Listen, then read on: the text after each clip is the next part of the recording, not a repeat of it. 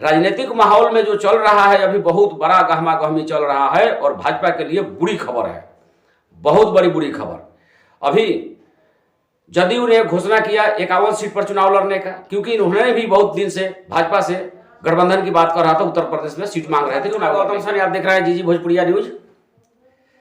भाजपा के लिए अभी सब कुछ अच्छा नहीं चल रहा है, उनके लिए मुसीबत ही मुसीबत खड़ा हो गया है।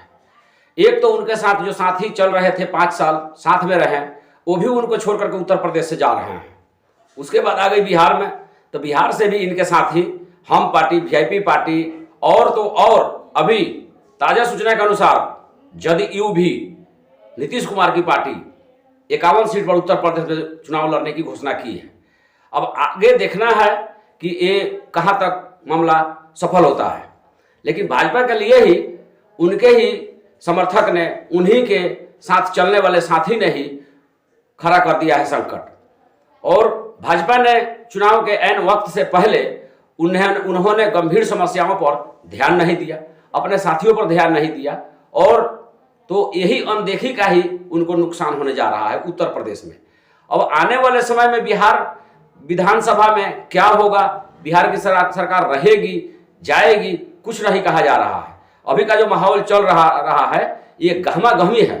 राजनीतिक माहौल में जो चल रहा है अभी बहुत बड़ा गहमा गहमी चल रहा है और भाजपा के लिए बुरी खबर है, बहुत बड़ी बुरी खबर।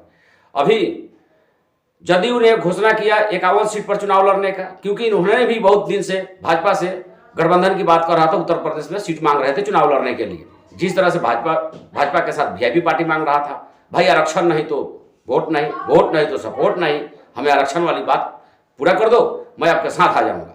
लेकिन उन्होंने कुछ नहीं किया, उन्होंने अनसुना कर दिया, और उन्होंने अनसुना करने का ही नतीजा उन्होंने अपने पांव में कुल्हाड़ी मार लिया। अब देखना यह है कि राजनीतिक गलियारों में और कहां से कहां राजनीतिक प्रतिद्वंदिता का शिकार हो रही है भाजपा, आने वाले समय में देखा जाएगा। तब तक के लिए नमस्कार।